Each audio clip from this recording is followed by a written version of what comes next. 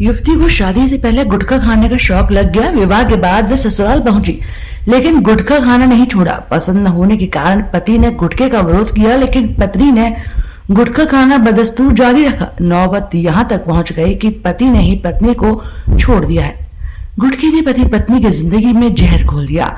युवती शादी से पहले गुटखा खाती चली आ रही थी। विवाह के बाद ससुराल आने पर भी उसने जब गुटखा खाना बदस्तूर जारी रखा तो सुबह उठते ही गुटखा खाकर घर का काम करती।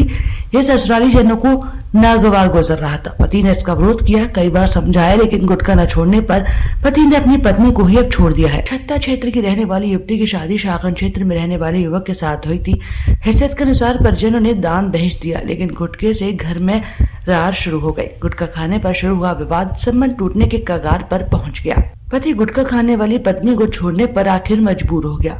काउंसलरों ने समझाने का प्रयास किया, लेकिन गुटखा खाने वाली पत्नी को पति किसी भी सूरत में रखने को तैयार नहीं है। तो वहीं पत्नी का आरोप है कि उसका पति गुजरात में काम करता है। उसके गुजरात में लड़कियों से अवैध संबंध है। उसके मोबाइल में लड़कियों के नंबर देके और बात करते सुना है। विवाहिता का आरोप है कि पड़ोसी की बहू के लड़का होने पर ससुराली जन उसके साथ मारपीट करते थे।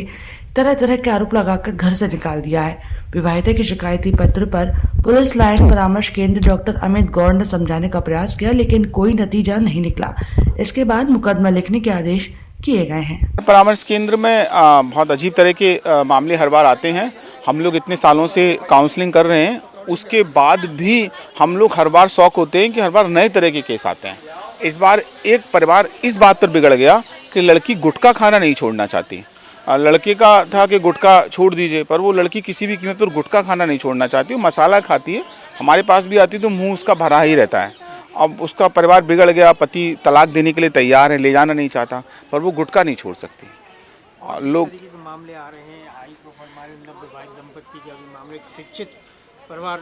आज तो 3 से 4 मामले इस तरह के आए जो दोनों ही पति पत्नी शिक्षक थे। अब शिक्षक होने के बाद इतने अच्छे कॉलेज और स्कूलों में लोग पढ़ाते हैं, फिर भी उनके आपस में मन नहीं मिल पा रहे हैं और एक दूसरे पर एक्स्ट्रा मैरिटल अफेयर और अवैध संबंध के आरोप लगाते हुए आज 3 मामले ऐसे थे, 4 मामले ऐसे थे जो कि शिक्षक के ही थे। और हमने सबको अलग एक तारीख दे दी है। देखते हैं अगली तारीख पर हम किस तरह इनको मिलवा पाते हैं, कुछ कर सकते हैं।